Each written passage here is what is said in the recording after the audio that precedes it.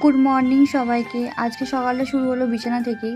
আমি আর আমার মেয়ে দুজনে পাশাপাশি বসে চোখ বন্ধ করে হাত জোর করে ঠাকুরকে ডাকলাম। বড় কিছু চাইনি, শুধু বলেছি ঠাকুর সবাইকে ভালো রেখো। মেয়েদের প্রার্থনায় নিজের নামটা কখনোই থাকে না, সব সময় সবার জন্য।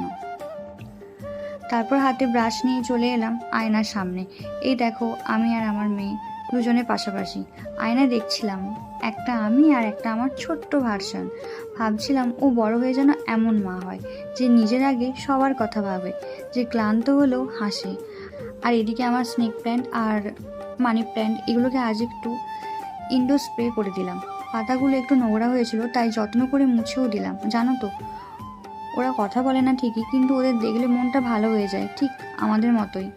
আমরাও সবার যত্ন করি, কিন্তু নিজের যত্ন কেউ করে না। ঝাড়লাম, ঘরটা একটু গোছালাম। নিজের ঘরটা নিজের হাতে গোছালে না শান্তি আসে না। চাদরটা টান টান, বালিশ ঠিকঠাক, এই ছোটো ছোটো জিনিসেই তো আমাদের শান্তি। এখন ঘরের কোনায় কোনায় একটু সাজাচ্ছি। এই দেখো ফটো ফ্রেমের পাশে একটা আর্টিফিশিয়াল ফুল লাগিয়ে গেলাম, আর আরেক কোনায় আরেকটা আর্টিফিশিয়াল ফুল। বেশি কিছু না, একটু সবুজ থাকলে, একটু ফুল থাকলে ঘরটা বেশ ভালোই লাগে।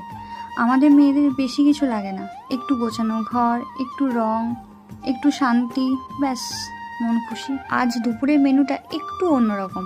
আজ হচ্ছে গরম গরম ফুলকো লুচি, আর তার সাথে গরম গরম কষা কষা মাংস। দেখো লুচিগুলো কেমন ফুলে ফুলে উঠেছে, আর এদিকে মাংসর ঝোল ফুটছে। ঝোলটা একদম মাখা মাখা, লুচি দিয়ে খেতে যা লাগবে না।